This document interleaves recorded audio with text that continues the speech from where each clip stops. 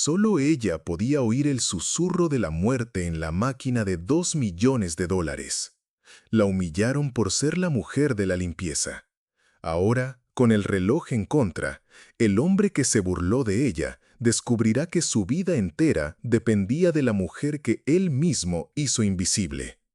Bienvenidos a una historia que te demostrará que los oídos más humildes escuchan las verdades más importantes. Bienvenidos a una historia que te demostrará que los oídos más humildes escuchan las verdades más importantes. ¿De dónde eres tú que nos escuchas hoy? La vida de Isabel Vega era una sinfonía de silencio y rutina. Su uniforme de mantenimiento, de un azul marino descolorido por 1000 lavados, era un manto de invisibilidad. En el colosal hangar de Rivas Dynamics, un templo de acero y cristal dedicado a la tecnología de vanguardia, ella era un fantasma que se deslizaba entre máquinas multimillonarias, con sus herramientas y su carrito de limpieza. Era solo la chica de la limpieza, como la llamaban entre murmullos. Nadie la veía.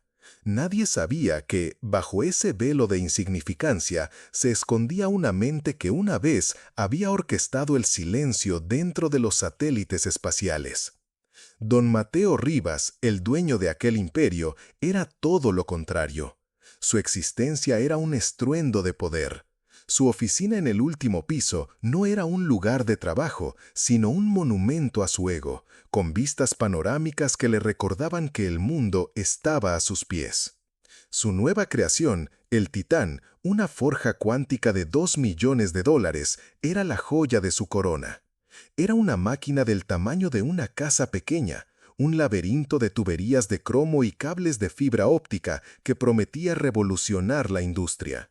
Mientras don Mateo celebraba con la prensa, describiendo su máquina con grandilocuencia, Isabel realizaba su ronda nocturna. Fue entonces cuando lo oyó por primera vez. No era un ruido, era algo mucho más sutil, un zumbido casi imperceptible, una vibración de altísima frecuencia que parecía nacer de las entrañas más profundas del Titán. Para cualquier otro, habría sido el simple murmullo de la maquinaria. Para Isabel era una nota discordante en una sinfonía que debía ser perfecta. Era un susurro que le hablaba de un defecto estructural, un secreto escondido en el corazón de la bestia de metal. Este sonido, imperceptible para los oídos comunes, era para ella tan claro como la campana de una iglesia.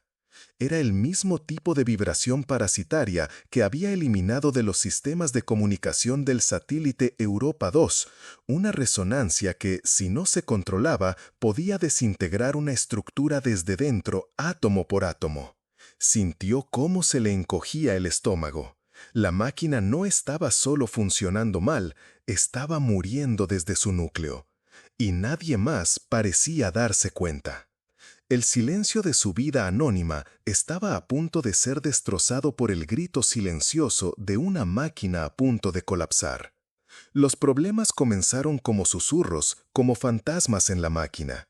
Pequeños fallos en la calibración, lecturas de energía erráticas, microparadas que duraban apenas un nanosegundo y desaparecían antes de que pudieran ser diagnosticadas.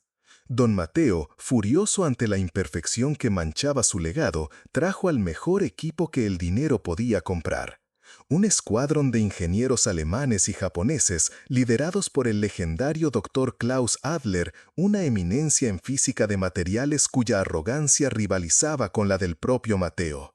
Desplegaron sus portátiles y sus sensores, llenando el hangar de jerga técnica y confianza ciega. El aire se cargó de términos como fluctuación cuántica y desgaste de positrones mientras buscaban un error digital, un fanta en el código.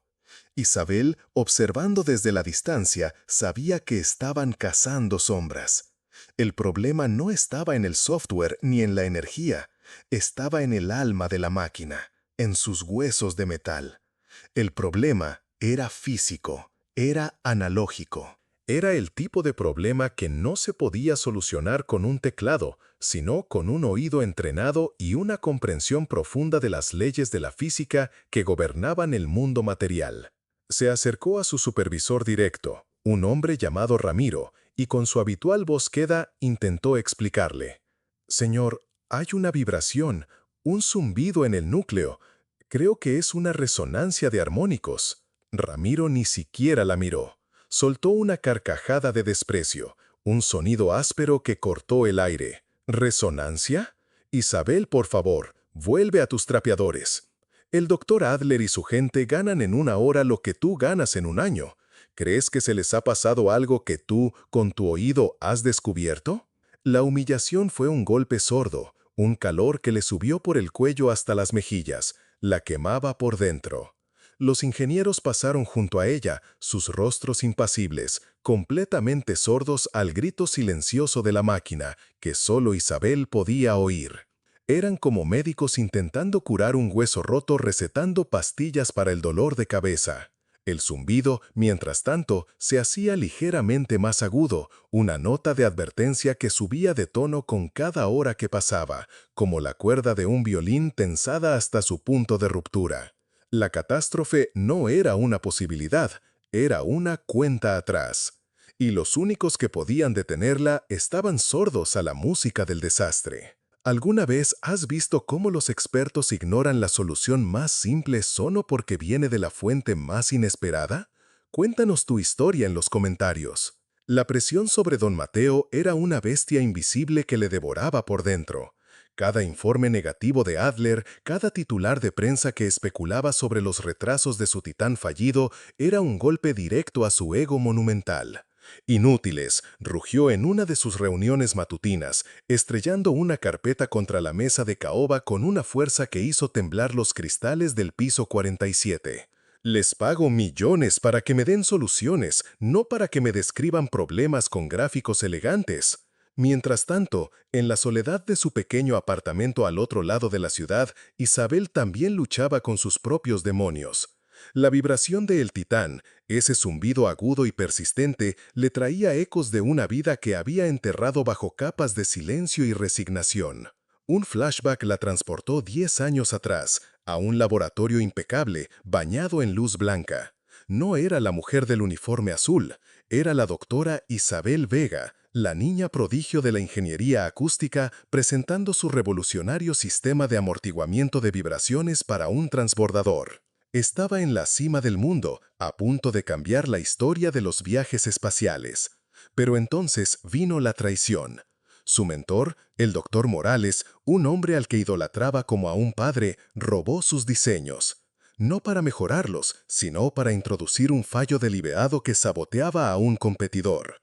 Cuando la catástrofe fue inminente, cuando las simulaciones mostraban una desintegración segura en la reentrada, él la culpó a ella. La investigación oficial, manipulada por el poder corporativo, fue un espectáculo macabro. La maestra del sonido fue declarada incompetente, una paria. Perdió su carrera, su nombre y su pasión. Huyó, se cambió el apellido y se enterró en el anonimato de Rivas Dynamics, jurando no volver a tocar nunca más un analizador de espectro. El zumbido de El Titán era el eco de esa caída, un recordatorio doloroso de que, aunque ella había abandonado su don no la había abandonado a ella. La vibración no era solo una falla mecánica, era el fantasma de su pasado llamando a su puerta, exigiéndole que recordara quién era en realidad. Y ella no sabía si tenía la fuerza para responder.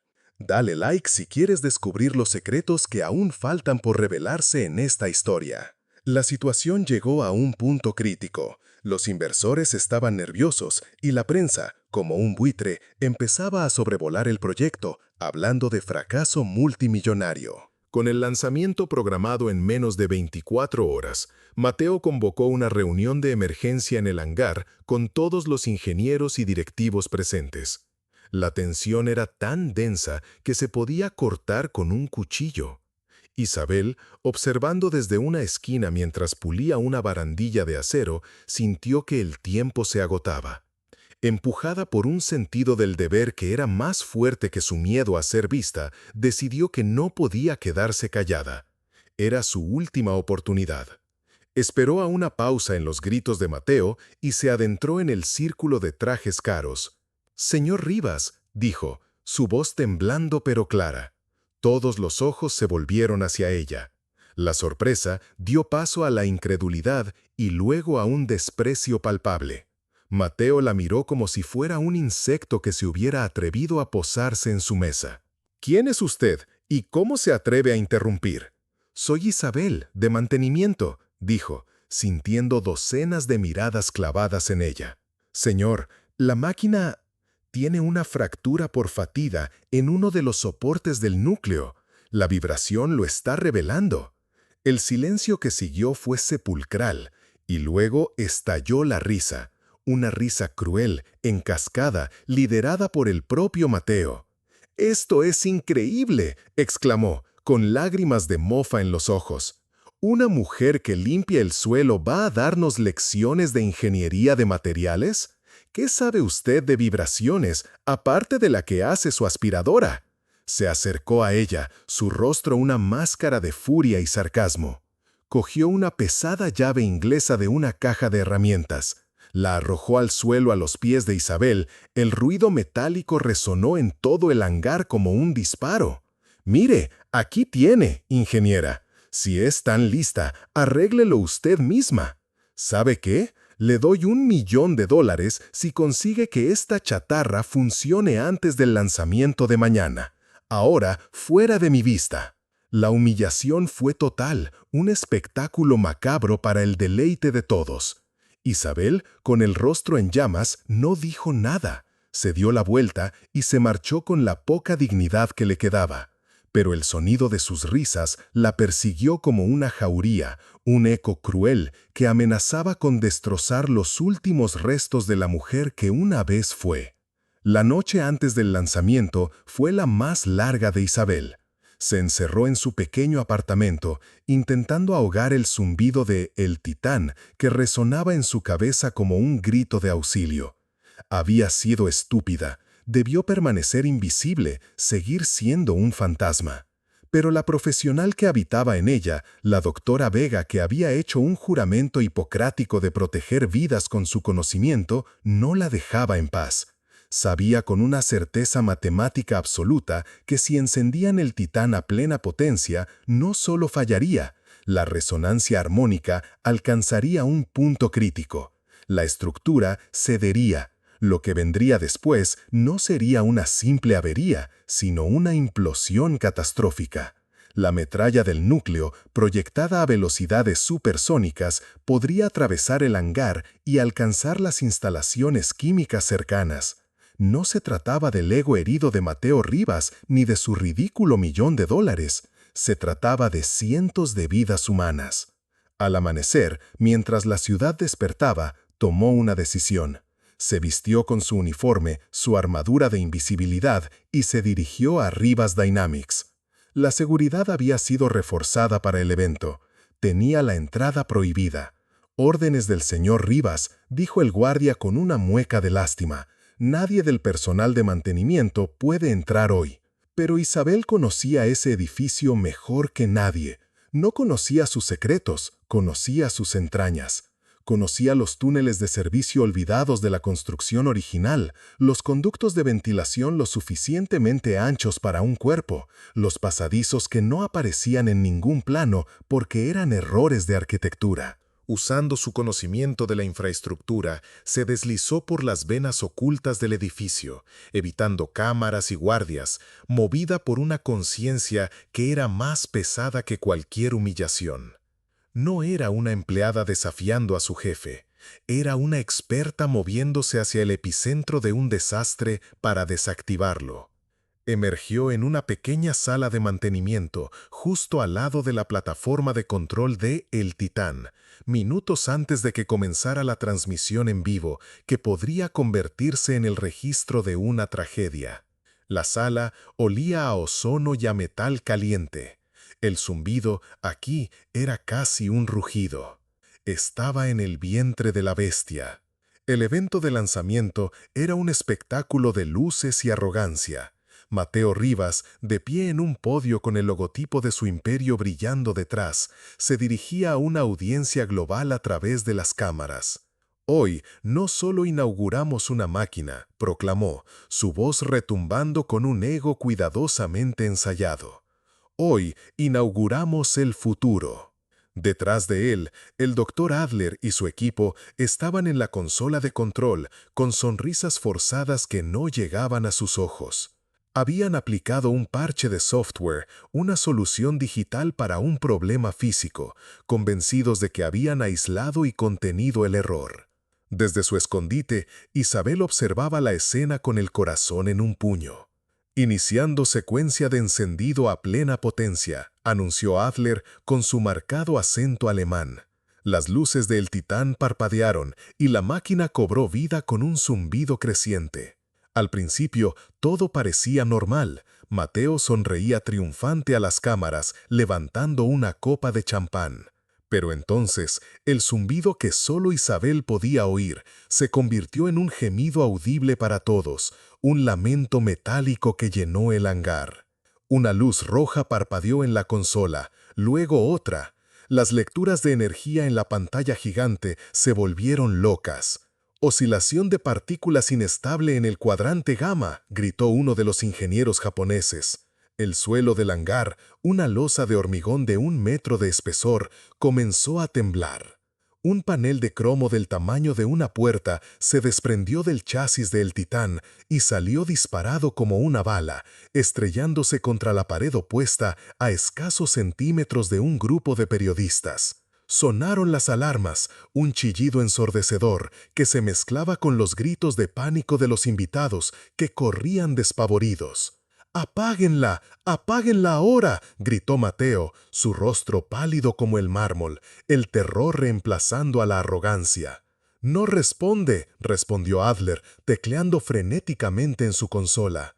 «La resonancia está creando un bucle de retroalimentación positiva. ¡Va a reventar!». El caos era total. El futuro que Mateo había prometido se estaba convirtiendo en una tumba de metal de 2.000 millones de dólares y estaba a punto de llevárselos a todos con él. En medio del pánico y el estruendo ensordecedor de las alarmas, una figura emergió de las sombras de la sala de mantenimiento. Era Isabel. Caminó con una calma sobrenatural hacia la consola de control, ignorando los gritos y el caos como si se moviera en el ojo de un huracán. El equipo de Adler la miró con los ojos orbitados. «Usted, salga de aquí, es peligroso», le gritó uno. Isabel no le hizo caso. Sus ojos estaban fijos en el sismógrafo de la pantalla principal, que mostraba un patrón de ondas caótico y creciente. «No es una fractura por fatiga», dijo, su voz tranquila pero con un filo de autoridad que silenció a todos los que estaban cerca. «Fui demasiado conservadora.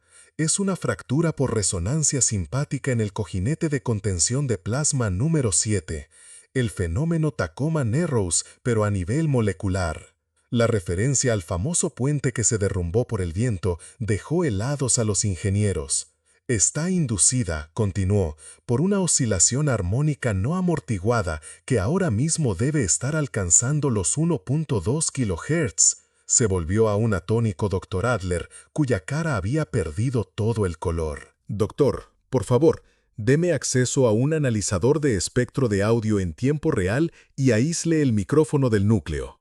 Adler, paralizado por la precisión devastadora de su diagnóstico, asintió mecánicamente.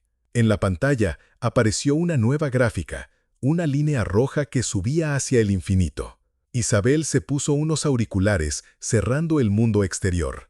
Cerró los ojos por un instante, escuchando no el ruido, sino la música del desastre. Luego los abrió, y en su mirada ya no había rastro de la humilde empleada de mantenimiento. Era la doctora Vega, en su elemento. «Ahí está», susurró, como un diapasón de cristal a punto de estallar, la frecuencia de la muerte. Lo que salió de sus labios a continuación hizo que la sangre de todos los presentes se helara. No era una sugerencia, era una orden para salvarles la vida. «Desvíen toda la energía auxiliar al emisor de campo magnético de estribor», ordenó Isabel, con una voz que no admitía réplica. «Eso es una locura», protestó un ingeniero alemán, pálido. «Desestabilizará todo el campo de contención». «No si lo hacen ahora», replicó ella sin mirarlo, sus ojos fijos en los datos. Necesito que generen un pulso inverso con una frecuencia de exactamente 2.4 kHz, doble armónico.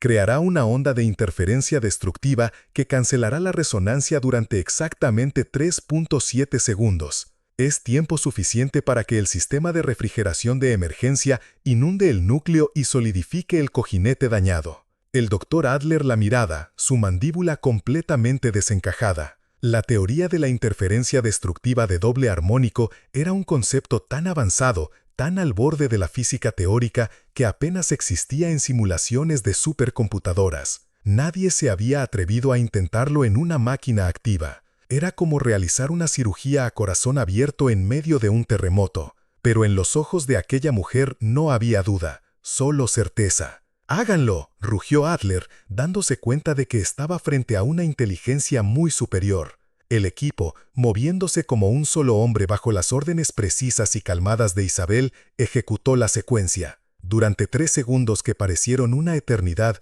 el temblor de la máquina se intensificó violentamente. El gemido metálico se convirtió en un grito agónico. Mateo Rivas, observando desde la distancia, cerró los ojos, esperando la explosión que acabaría con su imperio y su vida. Pero la explosión nunca llegó. En su lugar, se produjo un súbito y absoluto silencio. El gemido de la máquina cesó. Las luces rojas de alarma se apagaron una a una, reemplazadas por un tranquilizador y constante verde. El Titán no solo se había estabilizado, zumbaba ahora con una potencia limpia y pura, una nota musical perfecta que llenaba el hangar. El sonido era una sinfonía mecánica perfecta. La calma después de la tormenta. La mujer a la que habían humillado acababa de salvarlos a todos de una muerte segura. Y en ese momento, el poder en Rivas Dynamics cambió de manos para siempre. El silencio que siguió fue más ensordecedor que cualquier alarma. La quietud en el hangar era absoluta, rota únicamente por el zumbido perfecto y armonioso de El Titán. Todos los ojos estaban fijos en Isabel, que se quitaba lentamente los auriculares con manos firmes. Mateo Rivas, con su traje de $1000 cubierto de polvo, se acercó a trompizones, su rostro una mezcla de alivio, confusión y un pánico creciente que nacía de las profundidades de su ignorancia. «¿Usted? ¿Cómo?». No pudo terminar la frase. Las palabras se ahogaron en su garganta. Fue el doctor Adler quien rompió el hechizo. El eminente físico, cuya arrogancia se había evaporado, se acercó a Isabel. Su rostro no mostraba curiosidad, sino una reverencia casi religiosa. «Esa maniobra, esa teoría, solo la he leído en un lugar, en los trabajos perdidos de una leyenda, una investigadora que desapareció hace 10 años después del escándalo del proyecto Ícaro». Miró a Isabel directamente a los ojos, su mirada intensa, buscando una verdad que su mente ya sospechaba. «¿Es usted? ¿Es usted la doctora Isabel Vega?». Isabel lo miró durante un largo momento, un universo de dolor y resiliencia contenido en su mirada. Luego asintió levemente. Lo era. El impacto de esa revelación fue como un rayo que partió el aire del hangar.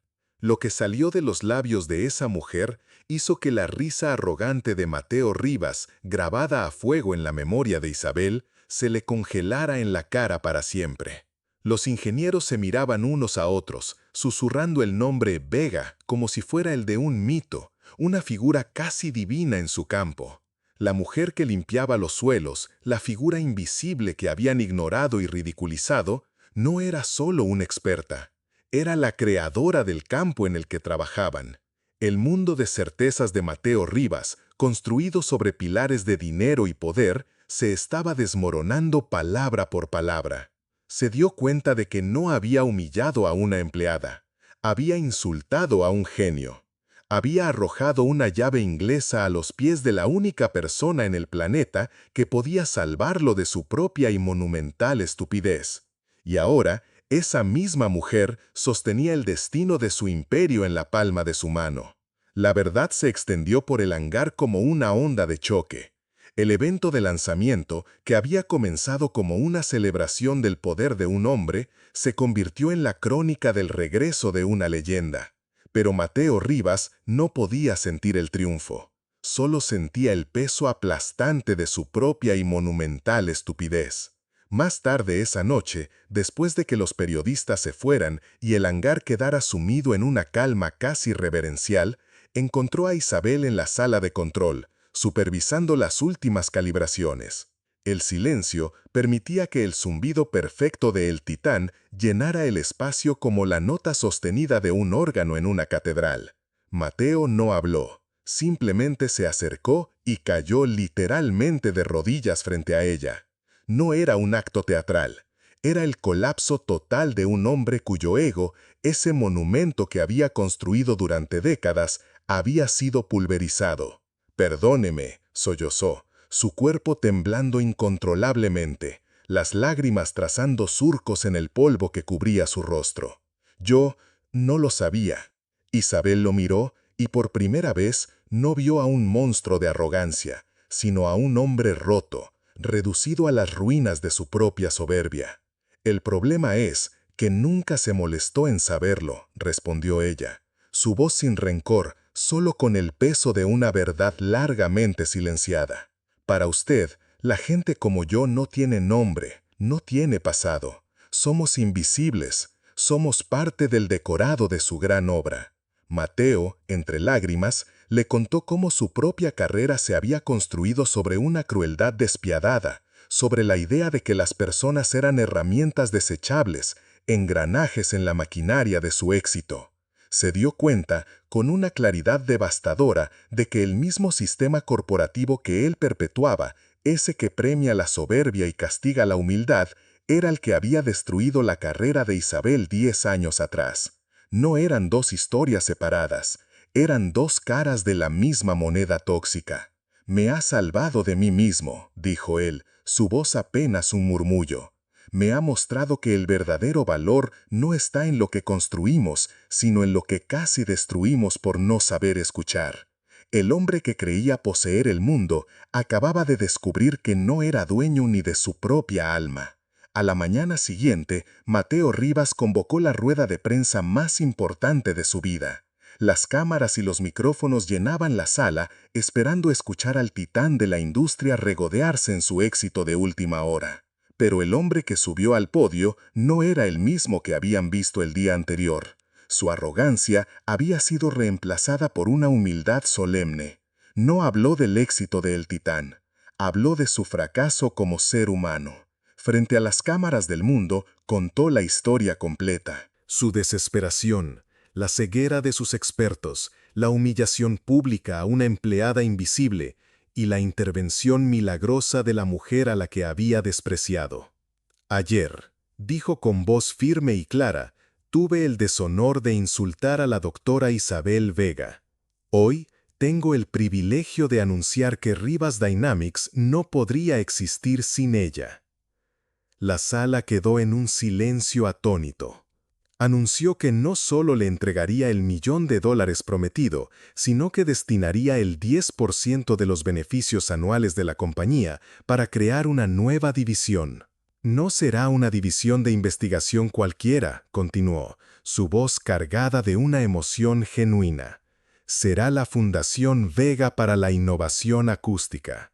Una institución dedicada a buscar y financiar a los genios ocultos, a las mentes brillantes que nuestro mundo, en su prisa y su soberbia, insiste en hacer invisibles. Y solo hay una persona en el mundo capaz de dirigirla».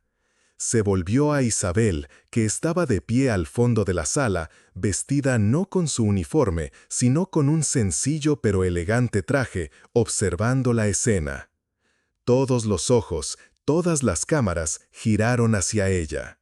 «Doctora Vega», dijo Mateo, su voz casi quebrándose, «le ruego que acepte liderar esta fundación. No como una empleada, sino como la brújula moral y científica de esta compañía. Por favor, enséñanos a escuchar». La ovación que estalló fue atronadora. No era solo por el éxito tecnológico, era por el espectáculo de una redención pública, de una justicia poética tan perfecta que parecía sacada de un guión. La mujer invisible se había convertido en el centro del universo de Mateo Rivas. Isabel Vega aceptó, pero con sus propias condiciones. La Fundación Vega para la Innovación Acústica no estaría en la Torre de Ivar de Mateo, ese monumento al ego desde el que miraba al mundo por encima del hombro. Se construiría un nuevo centro de cristal y acero reciclado junto al hangar, a nivel del suelo, accesible para estudiantes y trabajadores de todos los niveles. Un lugar para colaborar, no para dominar. Su primera contratación no fue un ingeniero de renombre del MIT de Múnich, sino Ramiro, su antiguo supervisor, el hombre que la había mandado a sus trapeadores. Le ofreció un puesto de jefe de logística con una sola advertencia, mirándolo a los ojos. Aquí, la primera herramienta de trabajo es el respeto. Si vuelves a juzgar a alguien por su uniforme, estás fuera. Ramiro aceptó, con lágrimas en los ojos. Isabel ya no llevaba su uniforme azul. Vestía con la sencilla elegancia de una mujer que había recuperado su identidad, que ya no necesitaba esconderse. Ya no era invisible. Se había convertido en un faro. A veces, por la noche, cuando el silencio volvía a reinar en el hangar, bajaba y se quedaba de pie junto a el Titán, escuchando su zumbido perfecto. Había aprendido que el sonido más importante no era el de una máquina poderosa, sino de las voces silenciosas que nadie se molesta en oír. La historia de la empleada de mantenimiento y el millonario arrogante se convirtió en una leyenda en Rivas Dynamics, una lección sobre el pequeño y oscuro detalle de un zumbido que lo cambió todo. Porque al final, la historia más poderosa no es sobre el estruendo del poder, sino sobre el momento en que finalmente aprendemos a escuchar el susurro de la verdad. ¿Y qué te pareció esta historia de humildad, coraje y redención? Nos encantaría conocer tu opinión en los comentarios. No olvides suscribirte y dejar tu like para más historias que te recordarán que el verdadero talento no entiende de apariencias. Gracias por acompañarnos en esta increíble historia de justicia y redención. Porque al final, la lección más grande no la enseñan los títulos o el dinero, sino la humildad de saber escuchar a quienes hemos hecho invisibles. ¿Alguna vez has sentido que tenías la respuesta correcta pero nadie te escuchó por tu apariencia o tu posición? Cuéntanos tu experiencia en los comentarios, nos encanta leerte. Si esta historia te ha emocionado, no olvides dejar tu like y compartirla con alguien que necesita recordar que el verdadero valor no se ve, se siente. Suscríbete a Lecciones de Orgullo y activa las notificaciones para que nunca te pierdas un relato. Y si crees que la lección de hoy fue poderosa, espera a conocer la historia del chef más arrogante del mundo, que humilló al anciano que fregaba sus platos, sin saber que estaba a punto de destruir su propio restaurante frente al crítico más importante del planeta. Lo que el anciano sacó de su bolsillo dejó a todos sin palabras. Haz clic en el siguiente video para descubrirlo.